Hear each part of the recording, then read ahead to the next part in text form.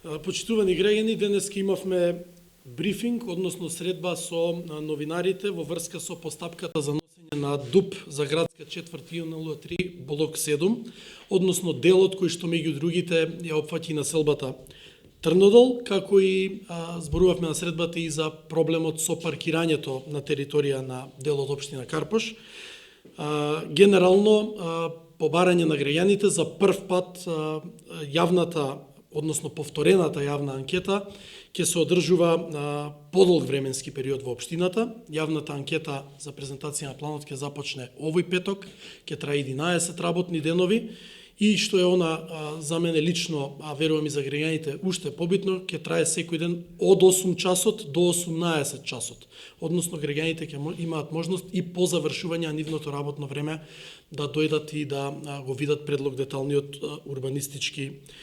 план. Се трудиме оваа постапка да биде максимално транспарентна, со максимална вклученост на граѓаните, како што впрочем и ветивме, но оваа повторна анкета претходеше и средба со граѓаните на која што беа прифатени сите суштински барања кои што беа изнесени од страна на граѓаните.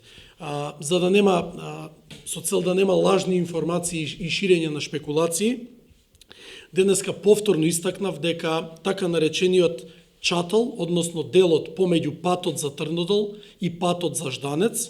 ќе биде предвиден како Д2 заштитно зеленило, иако претходно беше предвиден како Д1 парковско зеленило, што значи зграда тука никогаш ниту била планирана, ниту ќе биде планирана, сепак на барање граѓаните ќе биде Д2 заштитно зеленило, воедно со тоа и патот за Трнодол, постојниот, останува како таков ист и во деталниот план и во иднина да функционира. Зборувавме, меѓу другото, и со новинарите и за прифатените други барања на граѓаните, за обезбедување на брдото од евентуални лизгања што ќе бидат сите собственици на земјиште задолжени во деталниот план да направат испитувања пред да почнат било каква градба и секако катноста која што граѓаните бараа да се намали, се намалува на нивно барање. Во денешната брифинг средба разговаравме и за намалување на проблемот на паркирање, имено по достигнати повеќе стотици подписи, особено од жители на Карпош 1 и Карпош 2 населбите. Општината почнува со организирање на анкета, каде што наши тимови ќе дојдат во домовите на граѓаните на Карпош 1 и Карпош 2 во наредниот период, почнувајќи најверојатно од наредната недела, и ќе ги прашаат граѓаните дали се за регулиран паркинг во нивната населба, како што дел од нивните сограѓани бараат. Тоа подразбира дека граѓаните на Карпош 1 и Карпош 2 би плаќале 0 денари за прво, второ или трето возило. Граѓаните на Карпош 1 и 2, доколку се изјаснат за во мнозинство, значи дека тие нема да плаќаат ништо, ќе треба да плаќаат оние кои што не живеат во Карпош 1 и 2, а доаѓаат таму да се по работа или по некаква друга посета и ги зафаќаат паркинг местата на граѓаните на Карпош 1 и Карпош 2. Секако, ова е анкета во која што граѓаните ќе одлучат дали сакаат или не сакаат, општината ги прашува и општината 100% ќе го почитува мислењето на мнозинството граѓани на селбите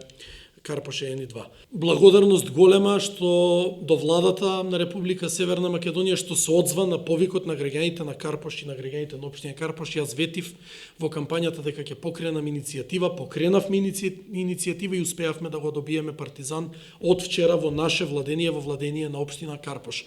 Владението на општина Карпош врз партизан е најдобра гаранција дека овде зграда стамбена нема да има. Овде ќе има спортска сала, онака како што бараа граѓаните, односно нема да има зграда, онака како што стравуваа граѓаните. Тоа беше и нашата